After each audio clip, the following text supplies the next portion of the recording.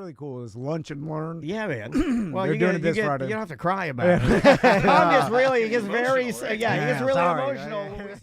Live from the Injured on the Go Just Call Mo studio. It's a blast! It's Orlando's own Tom and Dan. Welcome to A Corporate Time with Tom and Dan. I'm Tom. I am Dan. We are live on the streaming platforms, Twitch and YouTube. Head over there and search at Tom and Dan Live, like and subscribe. We'd love to see you in the chat room. If you're looking to drop your kids off for a date night this weekend, I know what that means. Getting it in. The Orlando Science Center is doing Kids Night at the museum. It's from 5 p.m. to 10 p.m.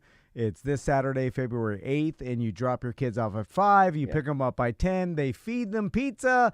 They have a bunch of special activities, and you can get your tickets. You can go to tomanddan.com, click on the link for the Science Center. There's a Science Center link at tomanddan.com, and again, it's ages 5 to 12. Yeah. And yeah, that's awesome. Is it cool, like, you know, if you're looking for a babysitter, like having What's the Science better than Center, a babysitter? Because they they're have just stuff gonna to play do. Roblox at home. Yeah, you know, well, like, I mean, yeah, we never, you know what's funny? We've never had a babysitter. We've only done this. Because we have such great partnerships with, like, the Science Center and some of our other partners do these type of things. Andrea and I've never had a babysitter come over. We've only done the drop-off because it's just better. It's like you drop them off, and then they have, like, enrichment. They got some crafts. They're doing something. They're at the Science Center, for Christ's sake. Yeah. Oh, because we have, like, Crystal. So I got to get her off the Bob's Burgers. All she does is sit and watch Bob's Burgers. You could do something. Anyway, so that's this Saturday at the Science Center. So we saw some breaking news. Breaking news. Let me put it up here. That Michael Jordan's son, Marcus Jordan. Yeah. Orlando's pride and joy, I would say. Happened last night. Got arrested for DUI, cocaine possession, resisting arrest. He got them all. He hit them all that way. I saw cocaine's still in, huh? It's never gone away, has it? No. Cocaine's always been a powerful. I would say that cocaine. Yeah. See, I don't even look at weed.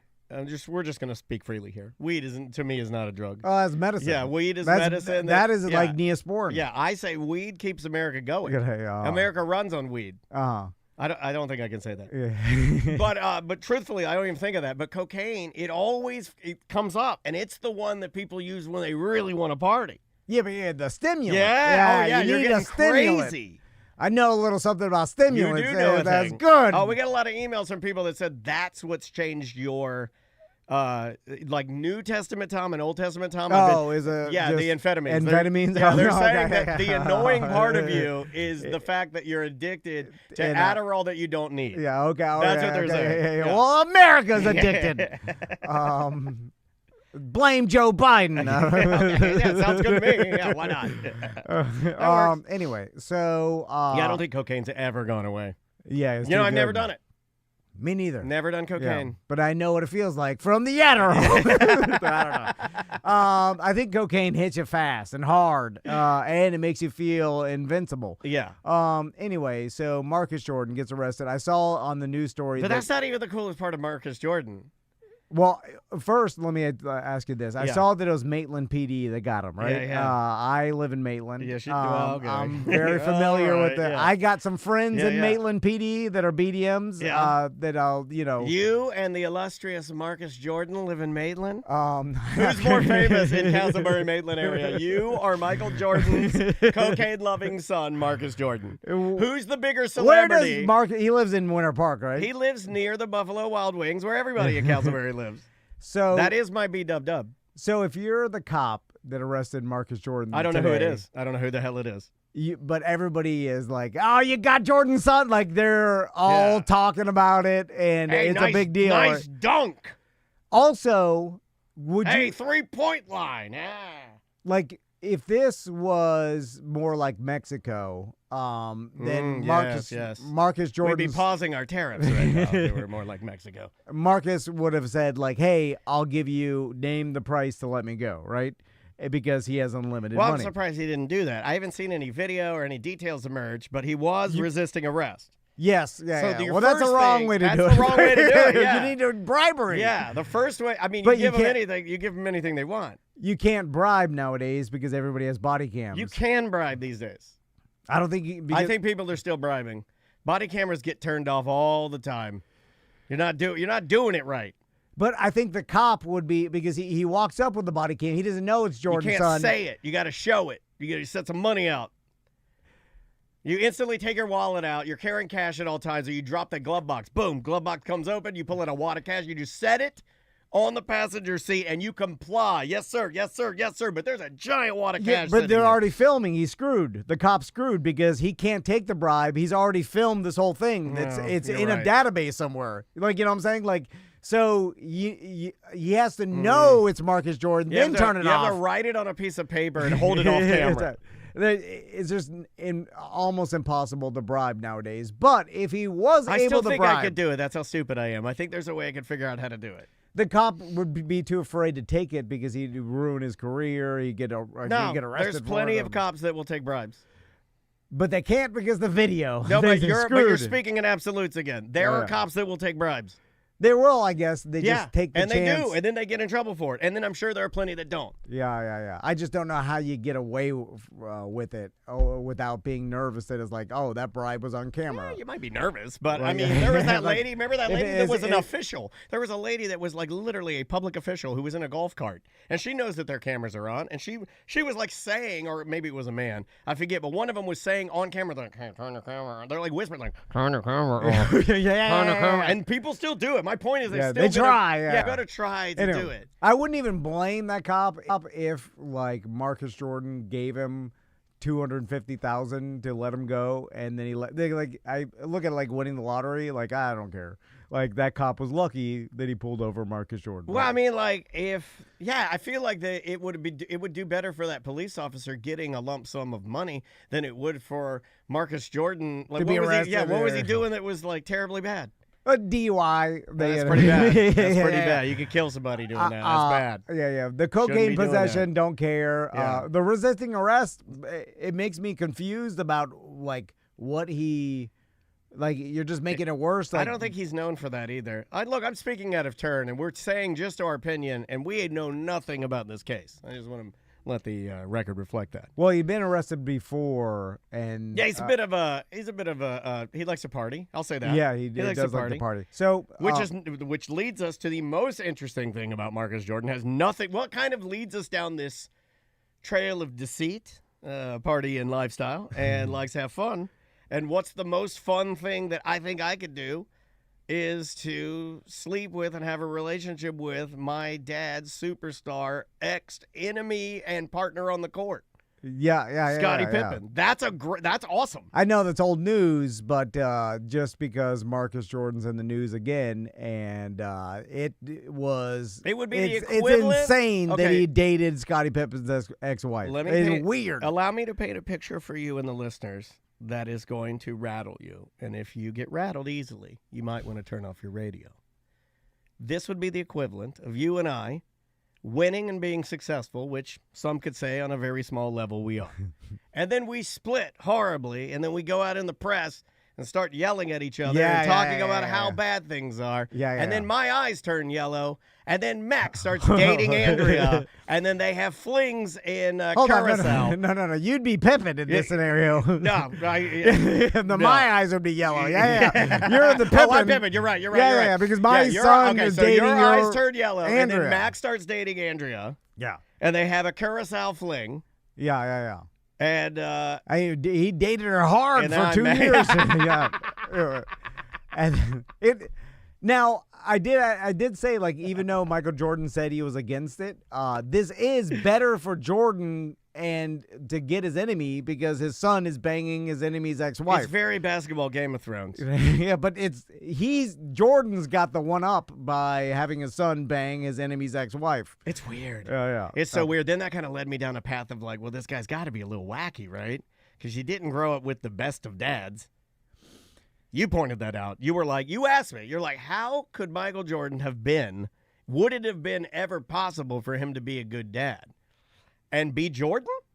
Well, he Probably. he couldn't have been around. It's an impossibility. He's not. Yeah, he's never around. Especially at that time. I mean, now I would even give some superstar dads more of a pass because of technology. But he didn't get the benefit of the internet. That guy. Yeah, it's just planes and cars. And not that Jordan is ever a bad. I watched the Michael Jordan documentary series like everybody did during COVID. Yeah. We had to almost. It was like must see TV. And the guy, liked to gamble, and you can, everybody's like an extreme competitor, but he's a little crazy in the way that he would make everybody his enemy. Well, like everybody's everybody's like, this how crazy. Good. Okay, so Michael Jordan a little crazy, Scottie Pippen a little crazy. Michael Jordan has a son, Marcus Jordan, ends up dating and having a relationship with Scottie Pippen. He knew that lady when he was a kid. Yeah, like 7 when they. He knew that lady as a kid, and then he ends up like banging her. They're all a little crazy, right? They're all a little. I looked up just like Game of Thrones. They're all open to incest because they're all a little nuts, right? I looked up his other son, and I was like, oh, okay, maybe Marcus What's Jordan. His name? Jeffrey Jordan.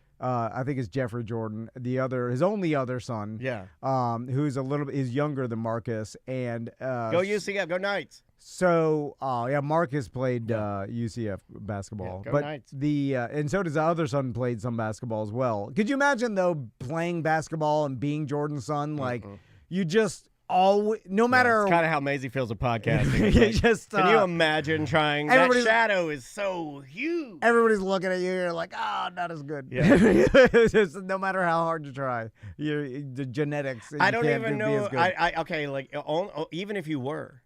We'd seen it before, so you'd never be able to be as good. Do you see what I'm saying? Oh, yeah. Even if you were an exact replica of your dad and did similar things, like you were competing close. Different league. It's a separate set of eyes, so you can never do it. And no matter what you say, yes, it does matter how good you are, but luck does fall your way and make you the best. Like everybody who's the best there ever was had some luck fall their way to be the best, because it's like poker, no matter how good you are, if you're playing a game that has any luck, and basketball does, and every sport does, then luck has to fall your way to get to the level you're at, in one way or the other. I mean, basketball is the hottest thing being talked about right now with the Luka Doncic trade and to the Lakers and all of that. I mean, we got. You can look at every Jordan championship and pick out a bunch of things in every game that he won and said, if this happened differently, he wouldn't have won. You know what I'm saying? Yeah. Like, this ball goes 1 inch to the right, it didn't win. Yeah. So anyway, but back to Marcus Jordan. So we all look at this and we're like, Michael Jordan's son, DUI, cocaine, how can he, he's letting his life go this direction. You have the opportunity to have it all. Yeah. But it's like, that's the weird part about this is like, I looked up to remind myself how rich Michael Jordan is. He's worth $3.5 billion. Yeah, right? and I think a lot of people forget that because these days you don't really see much of him. And not only that, but he also owns so much stake in so many businesses, including he's like a partnership with Nike. A true businessman. The partnership with Nike is disgusting. It's humongous. And he owns a part of DraftKings, and then he does. And then also dozens and dozens, maybe even hundreds of other businesses. Okay, right? I could be wrong on this, but there's Nike, and then within Nike there's Jumpman, which is his logo. And from what I understand, if you took that little company of Jumpman, which does collegiate sports, they do all the uniforms for NCAA. Like, if you just take that out of there, it's still $1 billion company alone. Which is gross. So it's not even that he's worth $3.5 billion, is the companies he's owner in. And who knows if he's going to leave this all to his kids or not. Maybe he doesn't. I don't know. You know what I'm saying? But even the companies that he's a part owner in make a generational wealth of unlimited money, okay? Yeah, so unlimited money huge, for all time, for hundreds and hundreds of years. Yeah, we forgot he was the GM or is the GM of the Hornets. Or Yeah. But even that's probably, that business doesn't even do that well. But I think what Norm is saying, it's just he's in that sphere, the access that the guy has, right? So then you're Marcus Jordan, right? And so what do you do? Well, I know what I do. I go to Buffalo Wild Wings in Maitland. I do some cocaine. That's what I do. I go to Buffalo Wild Wings, Maitland. I do cocaine. I like the mango habanero. They're really hot. And I wash it down with, 6 Mick Ultras. That's a great Monday night. And I know, I really do try to figure out, what do you do? You think he's a boneless wingman or a bone-in? I think he's a bone-in guy. How Carolina, I feel like that's more southern. do you tell yourself like, all right, there's unlimited resources for the rest of my life, right? I have he's 34 now. Well, that's why you slip up. So you have 50 That's years. why these guys make so many slip ups. They're not living in the same world as we are. No. Yeah. So I know. But I'm trying to even like figure out, do you just say, well, I got 50 years, maybe. If like the chat room's cracking me up. They're like, "What do you do, Tom? All of the drugs in the world." That's what the chat room said. That was their answer. You don't do too much because No, you can't. don't want to end your 50 years early. Now, what is you need to enjoy every day of what life. does he do? He owns the Trophy Room, which is a high-end basketball memorabilia and shoe store. That's a nothing, right? I'm not being mean. Yeah. He's not like, let's look at the books of the Trophy Room, and he goes in, he's like, we made $1 million this year. He doesn't have a real job. No. He's just his life is vacation. Yes. So of course this happens. And it's funny because he was in the, He's on a TV show, The Villains or something right now, right? He was in the south of France, and then some paparazzi took a picture of him doing cocaine at the table. Oh, I remember that. Yeah, I remember that. He had literally a key of a bump of cocaine, and he's like bringing it up to his nostril, like it couldn't be any more obvious. But so it's put that on a Wheaties box. Yeah, and you also forget that like years ago, Jordan's businesses and his attorneys like gave the max amount of money to his kids because at this point it's just tax loopholes. You know what I'm saying? So there's this unlimited money. You know, but you just decide to enjoy life every day as much as possible without dying. No, and without cutting your life short because you don't want to do that. If you party too much, then you may cut off 20 years at the end. I think it's sicker than that. I think that you actually think that you have. I think you actually are delusional enough to think that you're out there grinding and doing it like we are. Yeah, you tell yourself that. Yeah. Because a person's hard work is subjective. Correct. So he could be like, making a couple phone calls. He's like, why was he out partying on a Monday night like that? He's blowing up some steam. It's rough out there. See what I'm saying? Like, you're going to rationalize it however you're going to rationalize it. Although the only Maitland on a Monday night, you're getting popped for cocaine. Come on, buddy. Well, that's another weird thing because then I look back and I'm like, okay, if I have unlimited resources, why not just have a driver at all times that you employ that just drives around? I mean, maybe you save that for the weekend, right? It's not even a holiday. It's not even Memorial Day. I'm just saying it's weird to be out doing cocaine on a Monday night. It's weird. But you could have done that and got away with it if you had a driver. His problem was driving. He wouldn't have ever got pulled over if you were. Well, I mean, we don't know that. The driver pulls you over and you're in the back of the car, and because he's driving weird, because he's on cocaine, because he's your buddy. No, you pay him to. You know what I'm saying? He is a professional driver. You pay $200,000 a year, but then maybe that it's something weird about like. If I had a professional driver, like the fact that he just sits around most of the day and does nothing, like I get like that bothers. I don't know. It's probably less than that. Weird. It's more of like, well, why not just drive myself? Because if I have a driver, then I'm more like Michael Jordan's son and less like the grinder that I think I am in my delusional mind. Because real grinders drive themselves to Buffalo Wild Wings to do cocaine. They don't have their driver do it. Yeah, you know what I mean? Like I think it's all part of the package. Because you're not. Yeah. It's.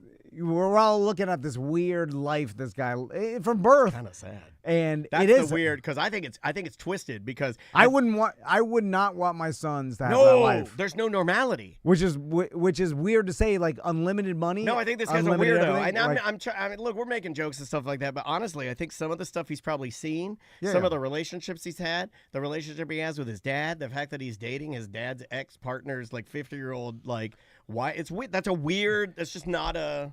And then another thing that's odd too is when you become the best there ever was at something or whatever, like get that height of fame or whatever, you're cursing everyone around you if you think about it. Like you're cursing your kids, you're cursing like their kids.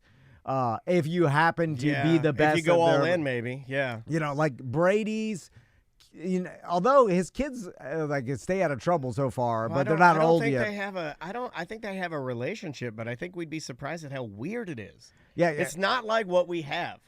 And I know that people are out there like, well, I'd give anything to have that amount of money and that, whatever. But there is a curse that comes along with it that you'll never have a normal. I say normal, but it'll be difficult to ever have any semblance of normality and your kids and your kids' kids. Almost you got the dad, the patriarch of a family got so big that it kind of cursed the generations below them. Even though there's unlimited money, but that's kind of a curse. I think it's possible, but I just don't think it's going to happen very often.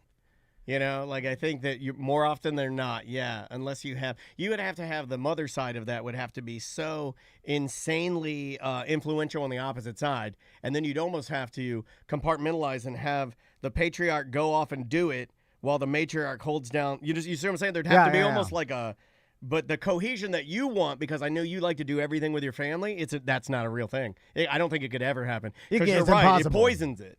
It poisons the family. Yeah, you could never have a normal, if you reach that level, you could never have just, you were spending all the time trying to be the best. You can't have some sort of balance where you're like, I'm a dad of the week. You're training and you're trying to be the best. This is all like common sense, but then I would imagine if your dad is spending all of this time to do the best and you have access to unlimited money and drugs, then you just go off and do those. Because it's way more fun. I mean, your dad's not around. And again, right? Aren't you trying to just live the best day by day you can, because you have 50 years of unlimited resources? Yeah. Might as well feel the best every day. So, I don't know. So go to France and do cocaine? Yeah. Okay, we figured it out. So you told me that a couple things happened. Chirping. Let me tell you about Andrea. I've been rubbing off on my wife. Yeah, I've been telling you that the theme of the year this year so far, starting out, moving from January into February, is, hey, Dan, don't always make jokes at all times. But I'm a chirper at heart, and so sometimes I chirp. Yep. Well, my wife happened to be picking up Maisie yesterday, just kind of standing in line, picking her up at dance. And she started chirping with this newer lady, just kind of talking to her. And then the lady, I don't know how they got on the topic, but they got on the topic of being an osteo or working in as a doctor for bones. Okay. And Andrea starts talking to the lady, and the lady's like, oh, yeah. My husband is I'm not going to say any names, but he's the lead surgeon for this particular health company and with the Orlando Magic. And she's like, so what's going on with your husband? And Andrea says, oh, yeah, he's been having some problems with her hips. And she's like, I could just give you the magical hotline number, and you could just call to make an appointment today.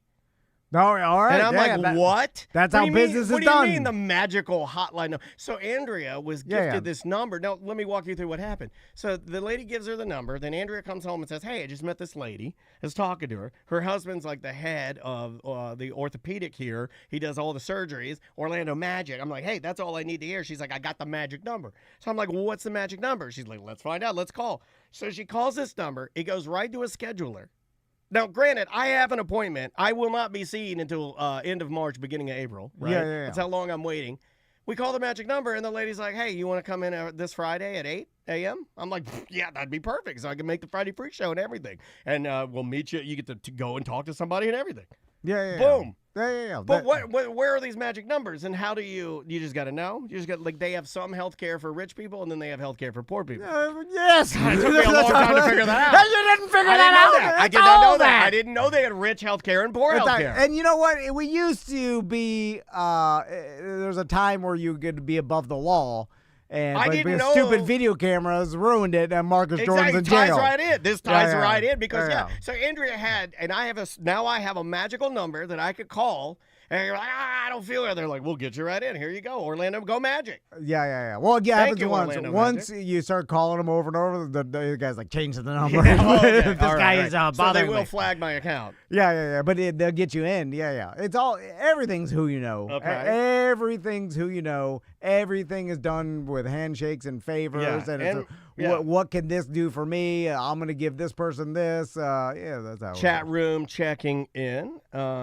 Jay Korn says, it helps knowing people in the medical field. Son just had an MRI done on Friday, and I'm friends with the doc that ordered the MRI. He got me in the next day and asked for the report EOD same day of MRI. That's pretty cool. Yeah, if you're poor and don't know anyone, dead. Yeah. If you're lonely poor. I don't know what else to tell you. I'm just telling you. So if you were poor right now, what happens? Work on your relationships. It'll make you less poor. Yeah, but no one wants to be friends with poor people. Yeah, true. Well, you gotta not look like a poor person. Yeah. You gotta not look like know. They'll They'll know. know. They'll smell you. And they're like, oh my god, I think you smell like a poor person. Actually, you can scam your way in just by chirping, and then you turn out to be Epstein. Yeah, so that happens. Yeah. Like, you didn't really do anything. What's this you guy just do? talked a bunch of S. What's this guy do? And you built an island, He's in charge a of the pedophile girls. island. Yeah, he's in charge of the young people. I still want to, like, what the hell did this guy pretend to be? I don't even tell him. Sheik. No, He like, pretended to be a sheik. like they just gave him it's bizarre. Yeah, rich Look at that. people, like Epstein. it might be going on right now, where rich people are just pretending to How know did it- everything and they're just wandering around the world. Be so naive I don't in know. what aspect, but be the richest people. I don't understand. But sometimes we do that. You and I are real bad of going like, they gotta know, right? They didn't. No, I know. And we do it all the time. No, I know. We're the worst. Let me throw one more since we're just doing my health gripes. Let's throw one more in there, and I think you'll really like this one. This is like super duper funny. So and what's weird is I may be giving some information to people that you don't even know, but I'm 48 years of age, and it was What? Yeah, I know. It was. I know. I look way older. I thought you were. You're like close to 60, 62. Oh. So, it used to be that the age of 50, you would go and schedule your colonoscopy. Okay. No big deal. Everybody says, it's not a big deal. It's just like going to anything else, right? But when I turned 48, I went to the doctor, and the doctor's like, oh, they changed it. It's 45 now. You're late. So he's like, you got to line it up for your colonoscopy. We need more money, so we moved it up. That's kind of what I thought, right? So they give me a number, and they're like, okay, this is the scheduler. Just call. And then you'll call them and then leave a message, and then they'll call you back to schedule. Okay. This is what they do.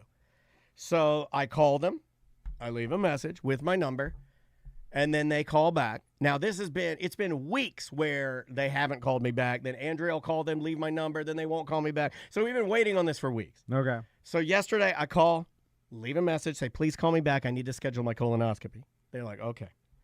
Later in the day, we get done here. I go home. Phone rings. I'm answering all of my phone calls now because it could be the scheduler for this colonoscopy. So they call. I pick up the phone. They're like, hold on, let me see if I can do this so you can understand what I was dealing with. Here, hold on.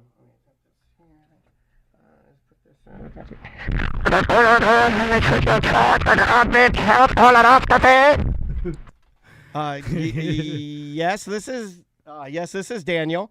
Can I ask you 50 questions about your colonoscopy? So she wants to ask me. She's like, "Can you?" So I'm sitting there. Andrea's sitting beside me and I'm like, "Yeah, you got me. Yeah, we could go ahead and do this." I thought it was funny. She said 50 questions. I'm like, "Yeah, So go ahead." She's like, Right now, are you experiencing diarrhea? and I'm like, "Well, I have IBS, so yes, I am." Goodbye.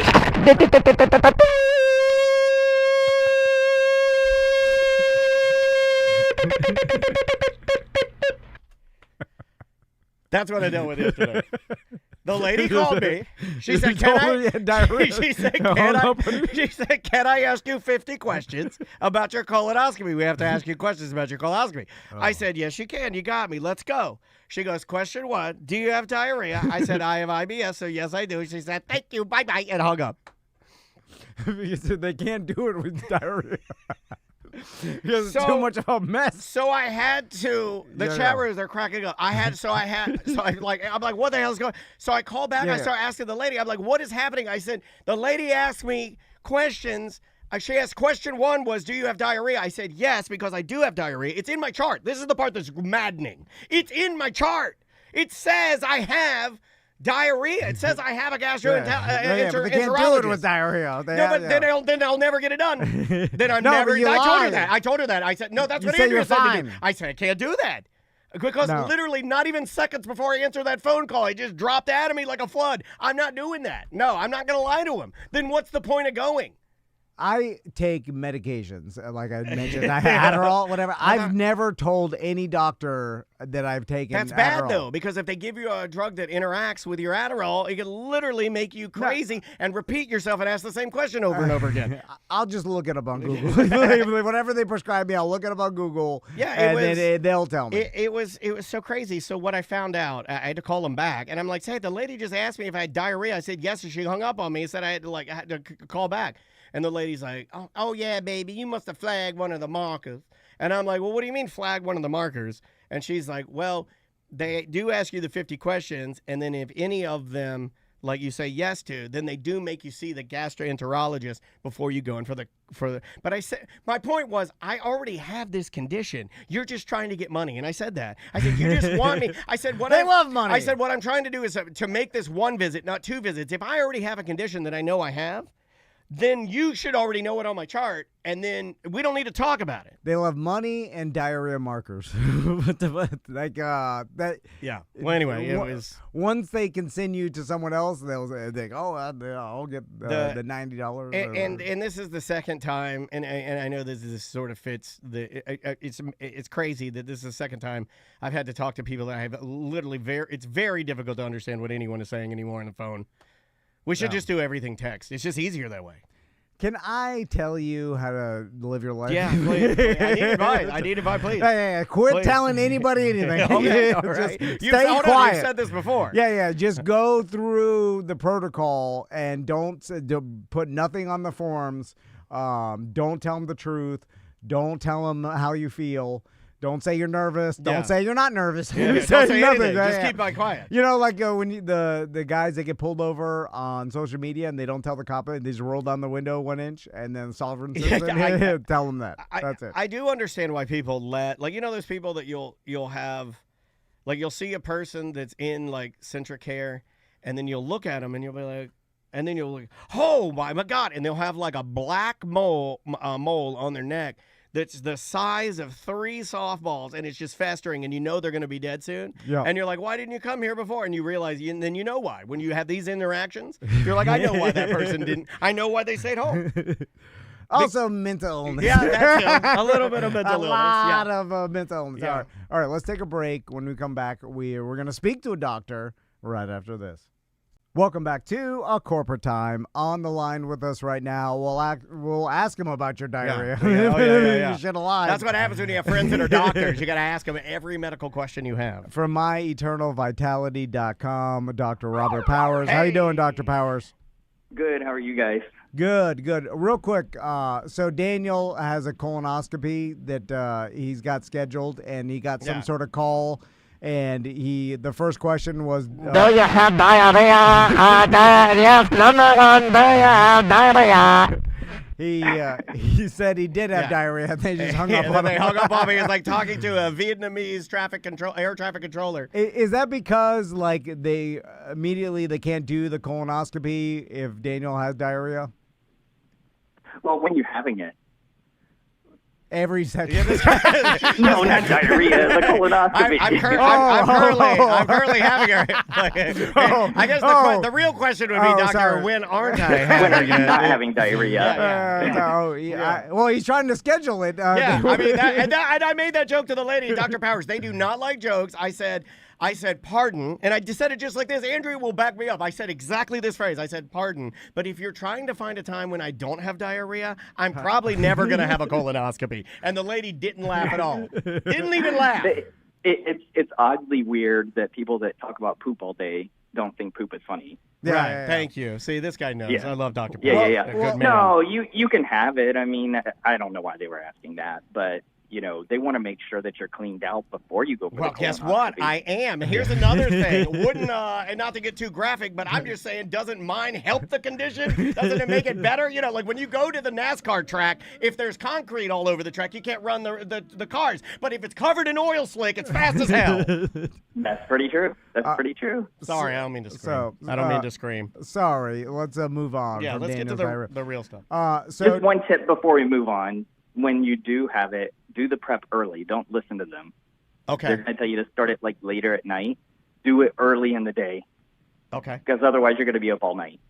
Okay, there you go. I'm up all night anyway from the insomnia, but I appreciate you looking out. So Dr. Powers is putting on a webinar tomorrow, and that's Wednesday. What time does it start, Dr. Powers? 7 p.m. Nice. 7 p.m. And tell us about the webinar. What is it about?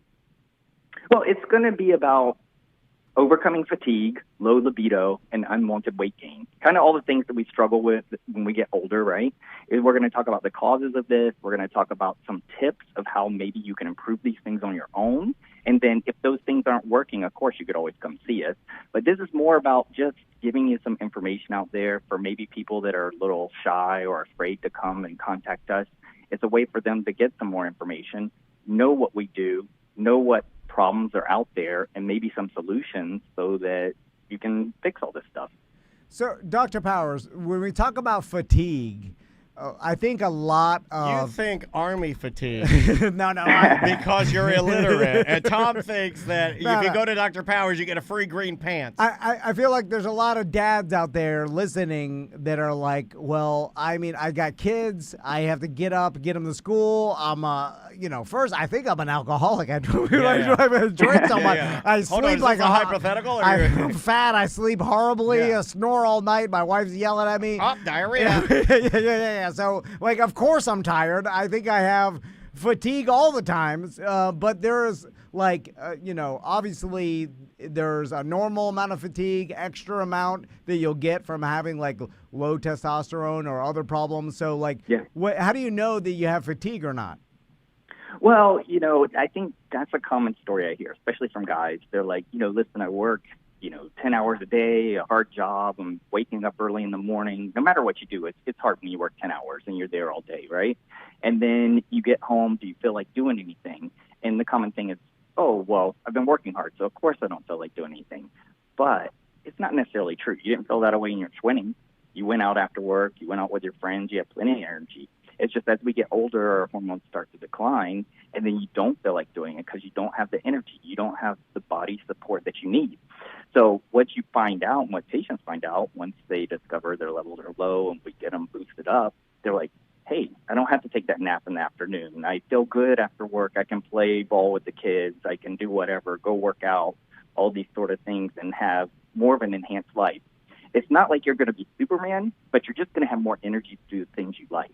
Yeah, the people that I know describe it, and that's a good point. It's not like, it's also like, it's a gradual effect in that, like, you may not even notice it, and you turn around and you're not napping, and you're like, holy crap, it worked. It's not like you, let's talk about the gradual effect, because I like that better. Me because too. I think people get scared. It feels more natural and more real that way. That all of a sudden it's going to be a night and day difference, it's going to be like all of a sudden, boom, like taking an edible or something. Next thing you know, you're freaking out. I'm just being honest, because this is concerns for people. So it does happen gradually. Like if you get on some sort of hormone replacement, it takes a while. And then how long do you think before you start feeling effects?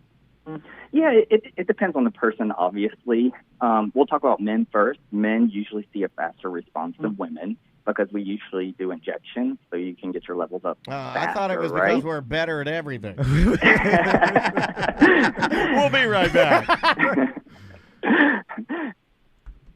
Sorry. You know what? Hold on. You laughed a little too hard at that, and I'll cut that out. We'll cut that out.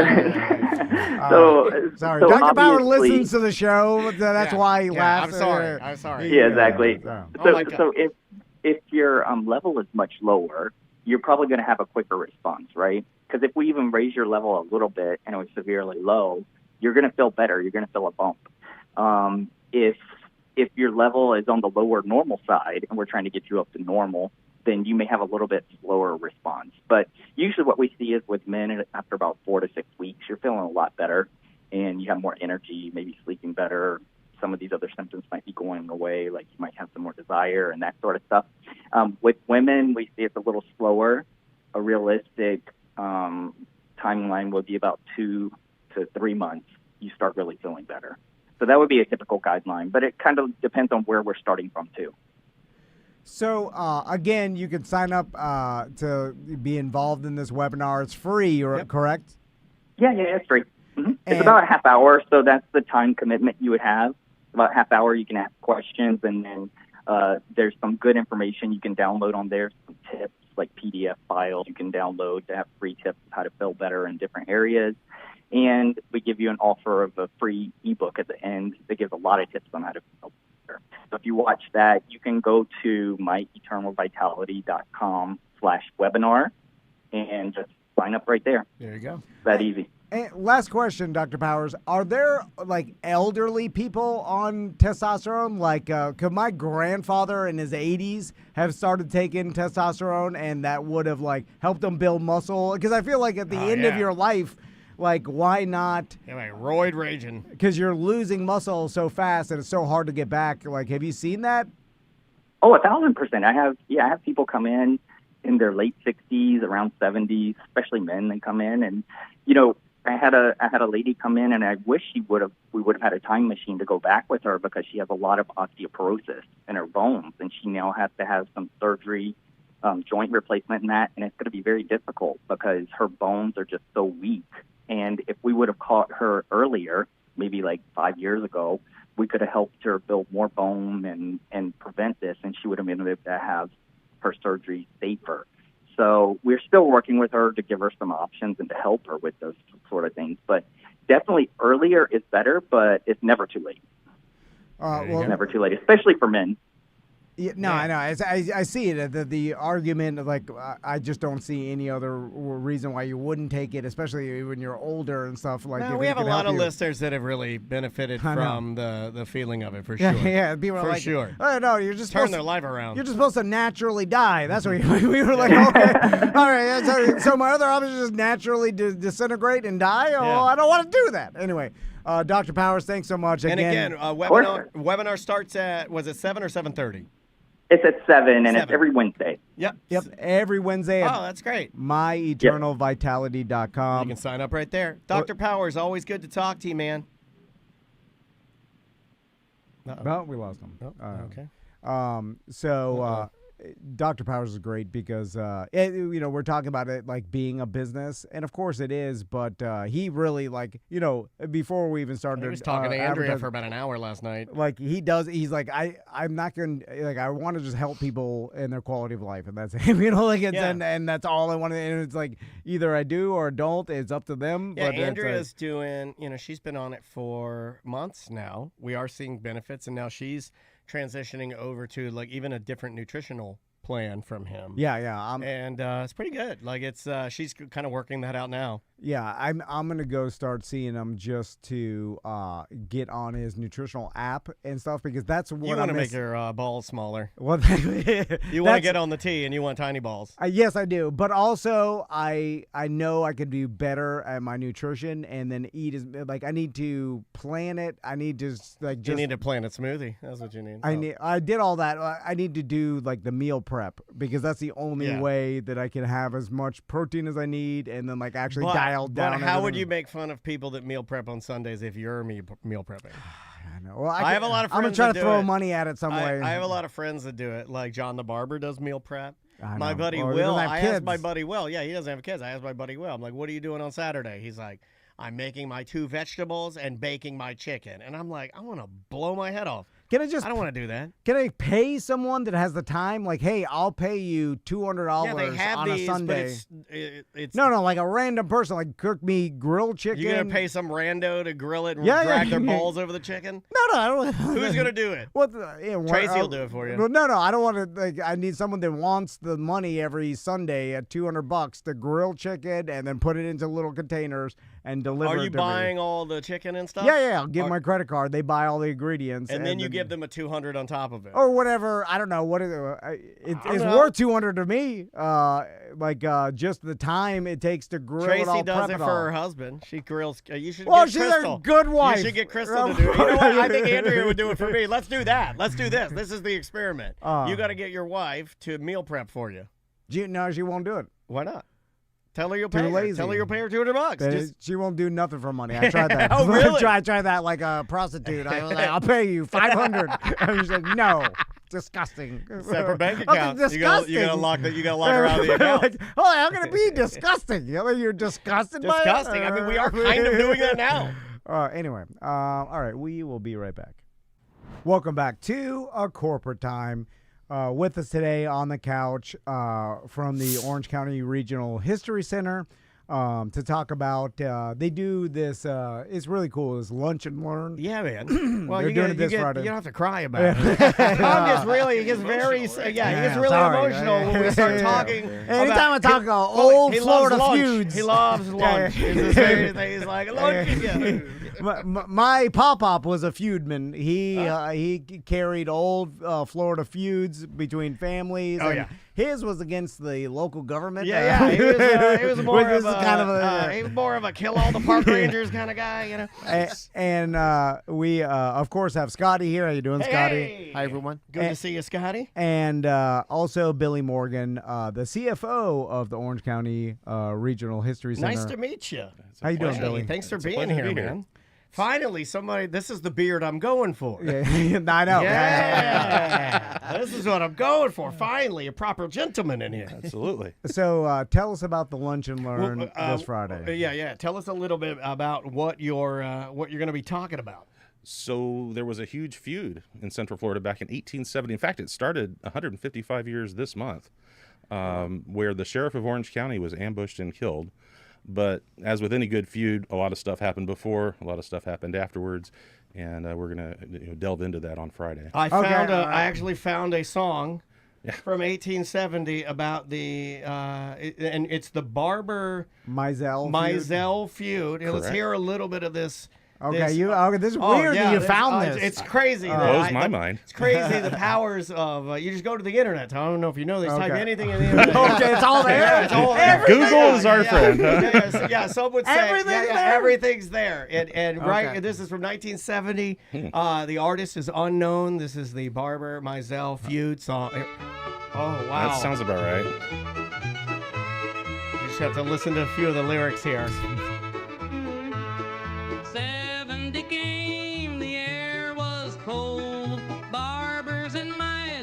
Proud and bold. Judge rode in to set things right. Met his end by morning light. Yeah, he got killed. That's right. True deal. Pride, blood runs deep. What you sow is what you reap. Cross the line, the price is paid.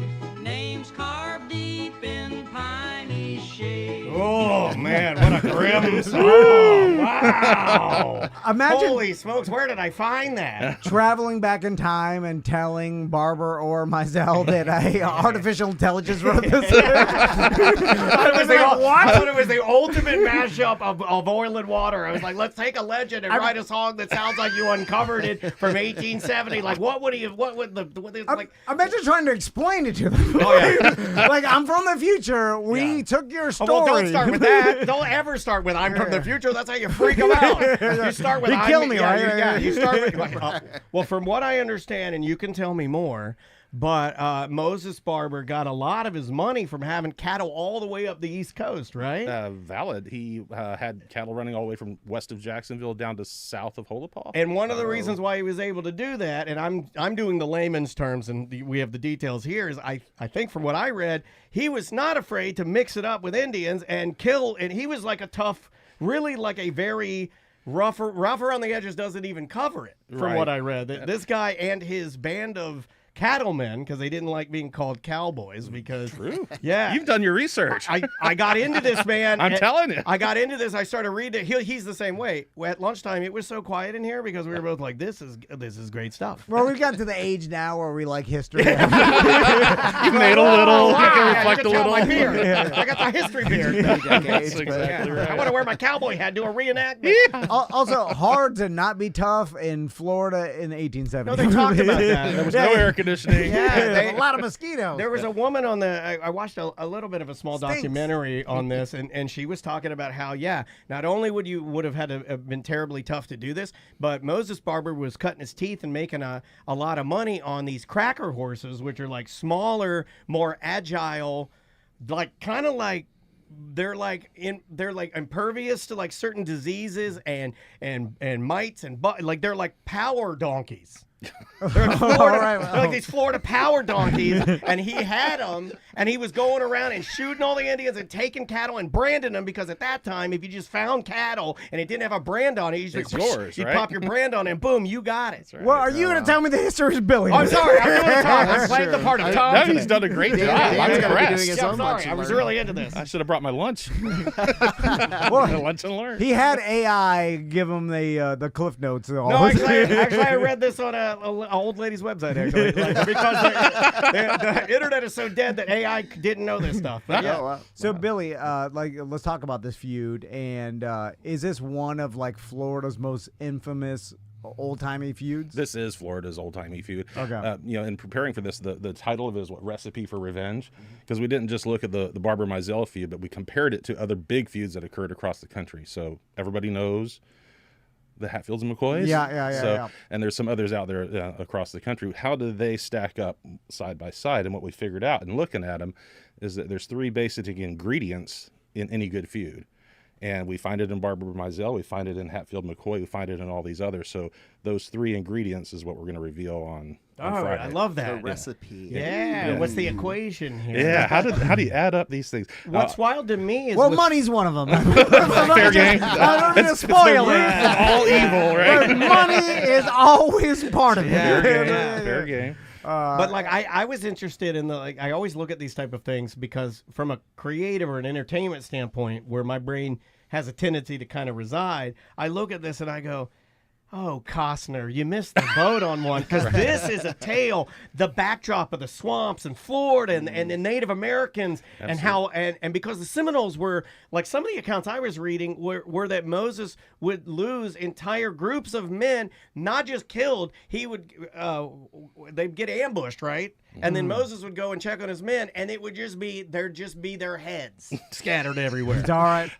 That's a Mel Gibson movie. Well, maybe not Mel. He's a little problematic. But that's you know what I mean? Like, that is like wild, man. I didn't know where that was happening. Right here, like, could have been happening right here. So Billy, this was which one of them was the government, and which one was the cattle rancher? Because it's always You pegged it right there. So the Barbers were the ranchers. Okay. So Old Man Mose that Daniel's been talking about there, and then the Mizells were the government. They were called scalawags. Have you ever heard that term? I have. Yeah, so they were the scalawags. A lot like we have red and blue today in terms of political divisions, same exact divisions happened in 1870. And so most of the state of Florida was controlled by the red team, but Central Florida was controlled by the blue team, and the Barbers were blue, the Mizells were red. It started off as a political thing and just escalated from there. Well, it's pretty.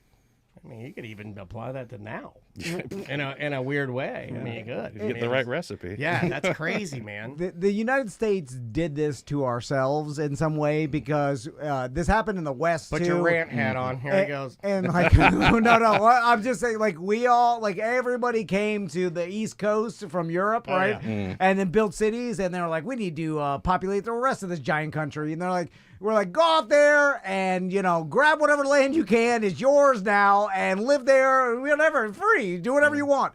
And then they did that. And then, so generations of people came to Florida, went out west, and they lived with no police or anybody helping them whatsoever. And then as the United States government moved into town and stuff, and they were like, wait a minute, hold on.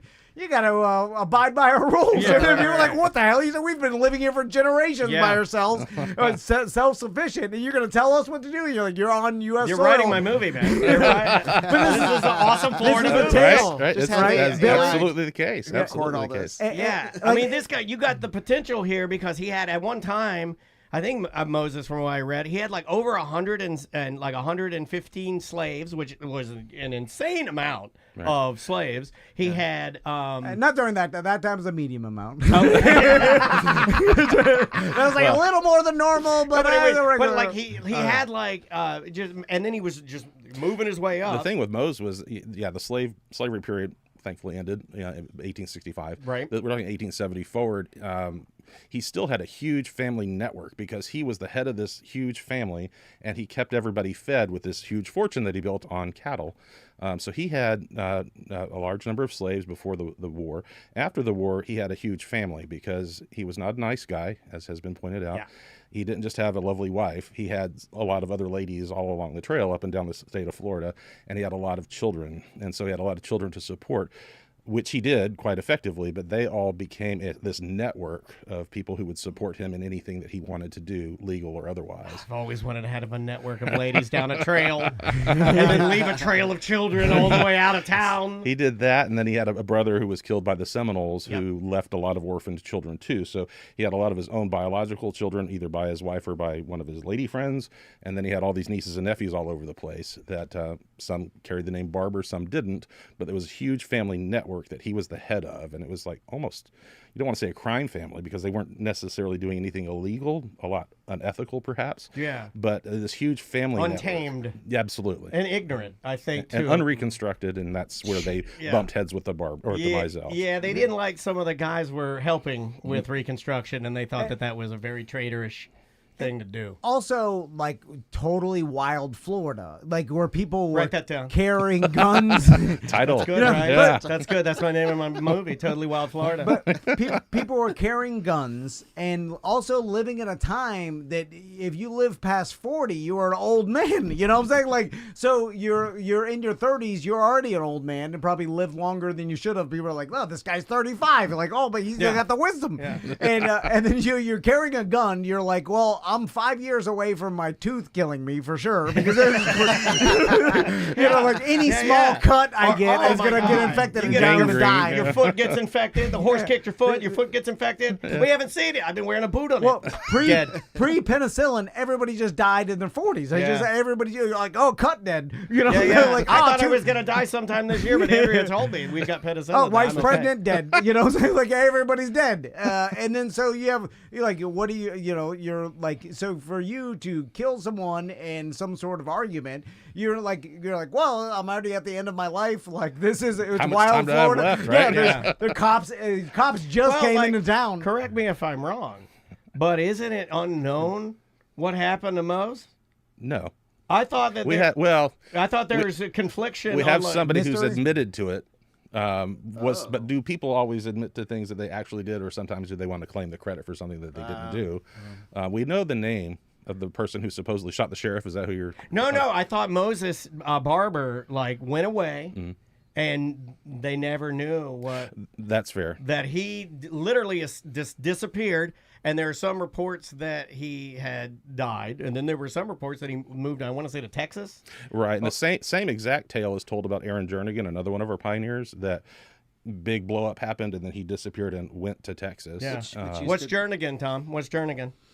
I've heard the name. If you get it wrong, you have to do a punishment. There will be a quiz later. If you get it wrong, you have to eat a hot dog out of the toilet. No. What the hell is that? I made Billy laugh.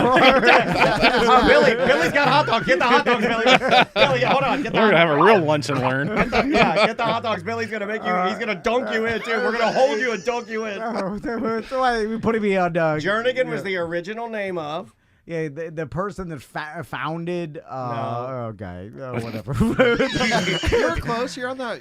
Yeah, I guess you're too nice. Scottie knows I'm close. Get the hell out, Scottie. Too nice. He's a famous person in history, of course. Everyone knows that. Yeah. Right. White. Close enough. Famous white person. It was the original name of Orlando. Oh yeah, the old Jernigan. But he. Who are my people? So that's all right. Yeah, there you go. Now I'm offended. That's okay. So and this is the guy that writes our personally. Checks. So this guy writes our checks. Yeah. I have a question.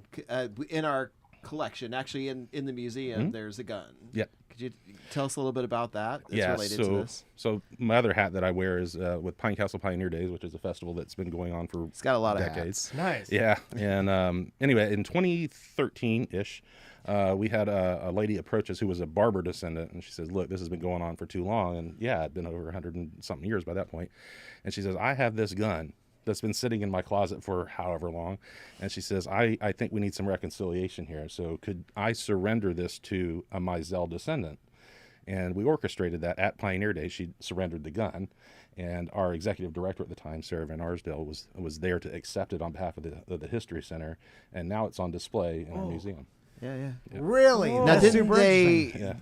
they found out, though, that it couldn't be the gun. Is that true? Well, and that goes back to the earlier discussion. Who was the person that shot Sheriff Mizell? Gotcha. There's different people that want to claim that they did because that made them the big guy, on the range. I heard it was Suge Knight. It could have been, This is one of the things that I love about the History Center, though, is that that becomes part of the story. Is this the gun? Because if this was the person, possibly, and that happens more often than not, because it happened in my entire life, where my entire life is a lie. grandfather, and then they're like, "This is." Did you know his grandfather was a Cherokee Civil War veteran?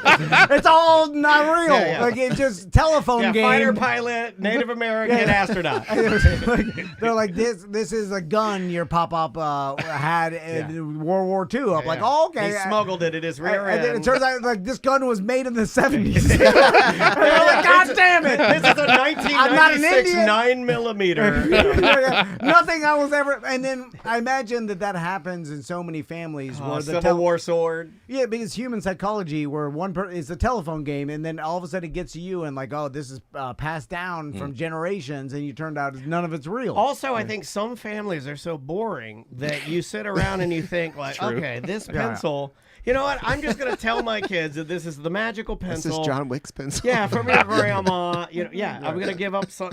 I'm bored. So Billy, what started the feud? Let's start from the beginning of why the feud started. All right, I'm going to give you the first ingredient we talked about in that recipe. And the first ingredient is two families that just don't like each other. That's the first thing you need for a good family feud. Okay. And so these families didn't like each other for decades before the actual feud erupted in 1870. So when you say, when did it start? There were many episodes leading up to that. Just nothing quite. That was substantial. Yeah, for lack of a better way. What caused it to explode was in February of 1870. One of the Mizells was trying to serve a notice on Mr. Barber at his ranch, and before he could get there, he was shot dead. Who shot him? And so the questions were flying, and some people were claiming responsibility, and others Seems were like being you were accused. a lot easier to just people I feel like maybe I shouldn't say this. What? I'm saying it just feels like that it was a free time where they're like, oh, somebody's coming up to serve. It's like, oh, we'll shoot him. That feels like it was okay. It's like, oh, he's gonna tell me some bad news. We'll just shoot him. Well, imagine the balls. Because it'll give us 2 more months.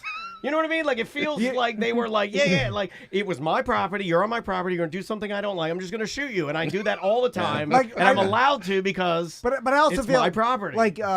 So it's a time where everybody has guns, right? Lots Everybody of has guns, guns, and everybody's mad, and they're hungry, and they got diarrhea. Okay, I'm glad you said that. Yeah. Right? And they have the humidity and the Never mosquitoes. underestimate the anger of diarrhea. They're being bit by mosquitoes, and they're dying of diarrhea. And their teeth hurt, and they're like, oh, I'm going to die. I know what'll make it feel better. And Misery loves company. I'm going to blow your head off. And so you're one of the Mizells, and then you're like, I have to serve this court document. Hello, anybody in there? To some guy who doesn't like me already. You're like, I'm not going to go there.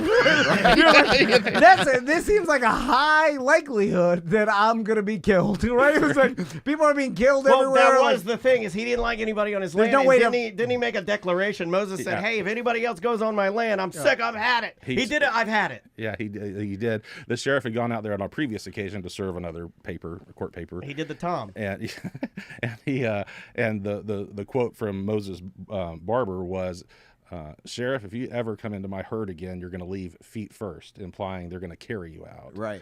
So that had already happened, and yet he still went back to serve that second paper. That was not good judgment. So then after the original pretty ballsy, shooting, the barber shot one of the Mizells, and that just sparked this feud. And how long do you say it went on for? It didn't. Well, some say it's still going on. So the actual the violence was done by 1870, but the lingering effects went on for decades. I found a quote when I was doing my research for the Lunch and Learn that there was a sheriff of Osceola County, our neighbor to the south, in 1962-64, in that time frame, that they were interviewing him about the Barber Mizell feud, which had happened almost 100 years before. And he's like, I don't want to talk about that. I can't talk about that in public to this day because I'll risk offending one side or the other. Right. Now, he wasn't personally, physically, challenged, and he didn't think they were going to shoot him Now or you're anything. telling us this but he's discussion like, I'm going to lose risky. votes. Oh, gotcha. Yeah, which goes back to our red and blue discussion of how we started. Yeah. That's very interesting of how politically ingrained Right. they really are to I had just heard from a lady the other day who was a tour guide at Lou Gardens, which there's a tie into the feud with Lou Gardens, and she said that that house there used to be where the Mizells lived, and the Mizells are buried there. There's a little cemetery, and come on Friday you learn more. Small grave is supposedly. Right. I think Don't tell it all, Billy. The smallest grave is supposed to be the sheriff's, right? I think. Well, he's buried there. Yeah. It's a little family cemetery. But, At Lou Gardens? At Lou, yeah. Wow. You didn't know that? There's a No, I cemetery didn't in know Lou that. Gardens. You didn't know that? No. God, I knew that. No big deal. I know a lot of stuff. I'm cute too. Lord. I'm just trying to make them laugh now. I'm just having fun with my friends. What are you doing there? I'm just having fun with my friends. He's got a So which family owned the land of that Lou Gardens is on? The Mizells. Yeah, okay. so there's a lady over there that's a tour guide that gives the tour of the house that's there today.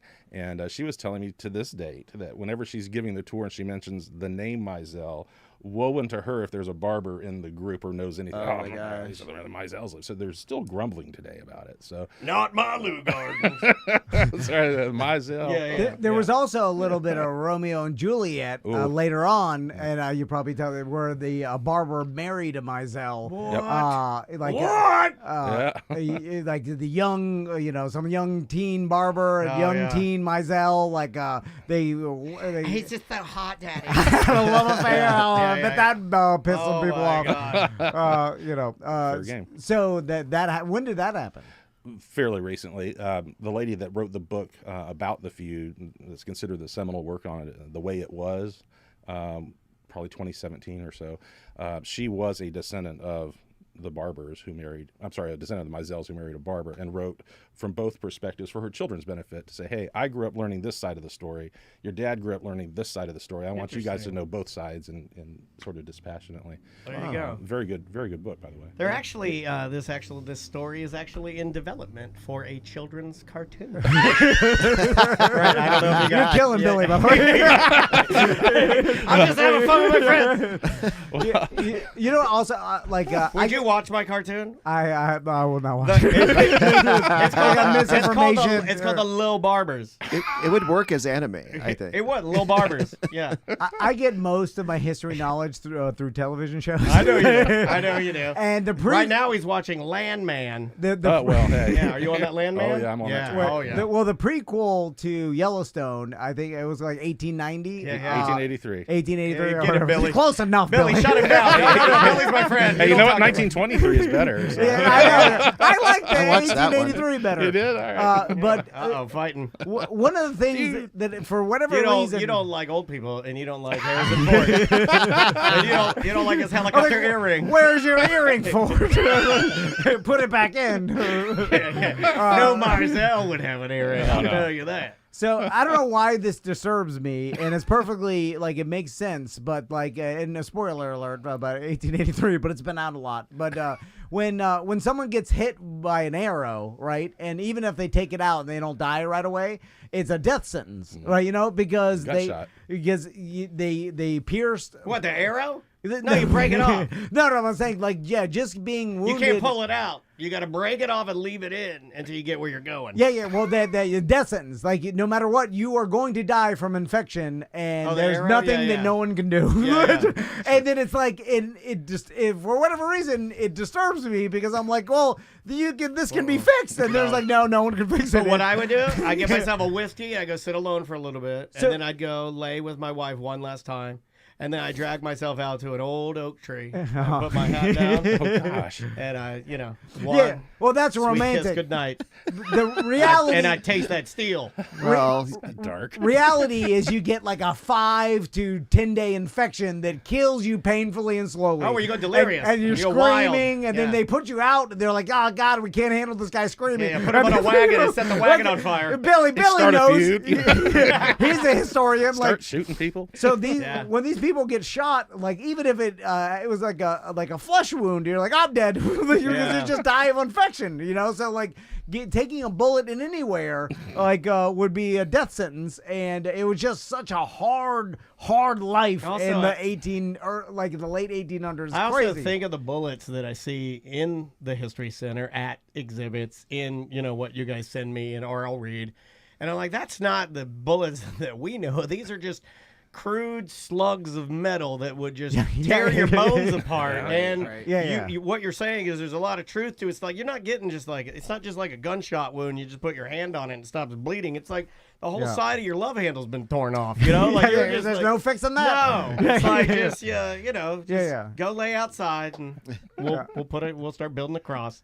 So there was actually gunfights and like multiple gunfights with multiple people. The highest in this number feud, I got right? to was between 13 and 15 people over the entire course of the thing killed. During the year 1870. And I think that's exaggerated from what they say. No. Oh, yeah. Get me. There's an actual 1870 mortality schedule that lists the people and what they died of and all that. So, How many were there? I think the 12 to 13 is fairly accurate during the year 1870, but a lot of stuff happened in the decades before and a lot of stuff happened in the decades There you after. go. Also, not everybody that died in this feud died of a bullet wound. Some folks were forcibly drowned. That's right. I did see that on Wikipedia. Like they all gunshot, then were drowned. I was like, wait a minute. It wasn't just drowned. It said drowned by vigilantes. That's right. And the vigilantes part is having like, that sounds like crazy people. You know, like that's the worst way to go is when the crazy people are like, get out. I'd rather drown peacefully alone. Yeah, tell me that story. Like they went out and found someone and drowned them. This is the story that got me interested in the feud when I was a young. The chat room loves you guys, by the way. Oh, yeah? They're absolutely loving this. Well, go sign up for the chat room. luncheon. Yeah, come on down. Yeah. Go hang out, y'all. And you can either be there or you can also watch it online, whichever is more convenient. But get registered. Yeah. So that was the story. If you head south on Fern Creek to the north shore of Lake Conway, you know where that kind of dead ends at Water Witch Point over there. Oh yeah, I take my boat out there. Yeah, you're probably familiar. It's a lot different nowadays, Billy. It is. But as a kid, we were told that's where the ghost of Moses Barber Jr., Little Mose, was haunting that. Little beach. Mo, that's Moses DeWitt's puppet's name. Well, I saw it. So just call me Mo. By the way, the reggaeton scared that ghost away. Fair game. It's too loud around here. I had my wrong sound effect on. Oh, that's awesome. Oh, no, I didn't have on my right ghost. There's my ghost. And it's the boat ramp. It's sorry. So what happened to him? How'd they drown him? They tied a plowshare around his neck and put him in a croaker sack and threw him overboard. Oh man! Then, I knew that detail. Then he escaped and they shot him. Hold on, he escaped from that? Yeah. So they put in a croaker sack. Explain to what is that? A burlap bag. Oh, okay. Similar to a potato sack? Yeah. All right. Yeah. Basically, what It's EJ wears when he comes. What EJ wears when he comes to be on the show. A muumuu.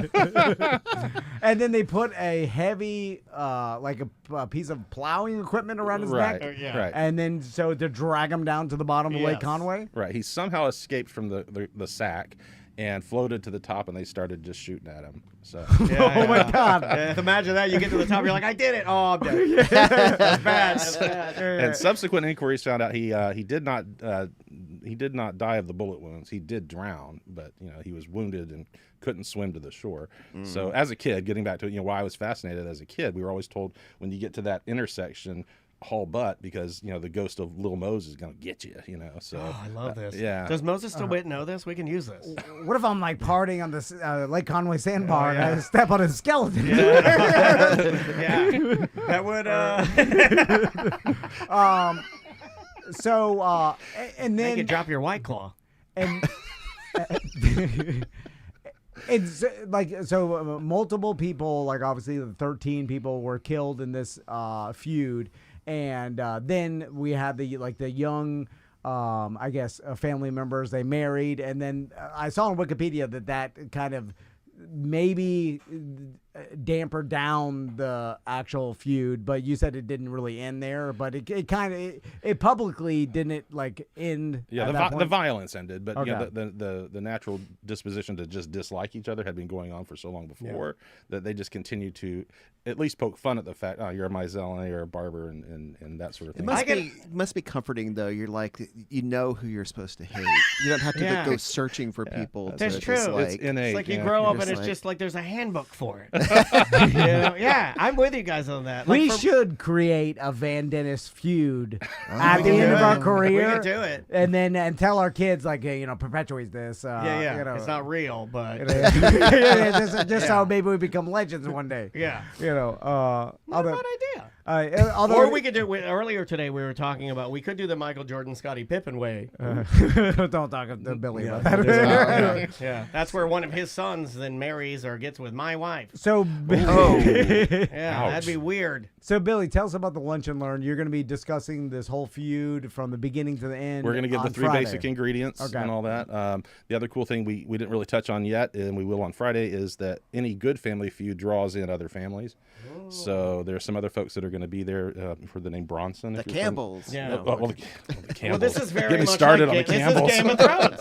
Yeah. This is Yeah. redneck Florida Game of Thrones. Yeah, That's why- House Mizell versus House Barber. Yeah, you know, but then they call out favors from other people. It's Yeah. like no different than when you go to the shipping people and you're like, hey, you know, hey, I need you to- Tell myself that's your uncle. Well, it's gross. It's hard for me to get past it. Yeah. It's like, okay. Yeah, I'll tell you right now. If I'm in the turret and I look and there's a little kid standing there, I'm pushing him out. I'm like, oh, you're not talking about that to anybody. Scottie, how do you sign up if you want to watch this online? Sure, you just go to thehistorycenter.org/events, and you'll see all of our events listed there. But on top, you'll see the recipe for revenge, and you can just sign up right there online. If you have any issues, there's a phone number to call, and there you can come and not have lunch. You can come and bring your own lunch, or you can have lunch ordered for you, or you could also watch it online. There you go. Awesome. Well, Billy, thanks Yeah, so that much. was so fun, you guys. Thanks for yeah, doing yeah. that. Absolutely, it's a We love pleasure. it when you guys come in here and start telling us We about love coming. We didn't even talk about the prostitutes that were involved in this feud. I was waiting for that. I figured you did your research. I didn't know about the prostitutes. I think maybe that's a mediocre time. Hold on, episode Billy there. just said our word of the day. Get ready. Bring in the prostitutes. And could you imagine it'd be rough? Yeah, but hold on a second. We talked about this, and I'm rough. But think about me. No, I know. Yeah. I'm just saying No. a very stinky situation. No. It's just, it is. It just it is No. what it is. It's It's just stinky. You're just riding a horse. You haven't showered. Oh God, it's muddy. You got mud feet. It's like, you have the blood. frog just fell out of my saddlebag. They're trying to drown me. That'll ruin the mood, right? Like you go in there, you go upstairs with the prostitute, and then, a toad just fell out of my saddlebag. All right, we got to get out of here. Again, the historycenter.org. We did a lot of bad. Billy, we'd love to talk to you Yeah, again. man. Absolutely. Anytime So you want to we'll come do in, bring this us a again. story. And guys, we will see you soon.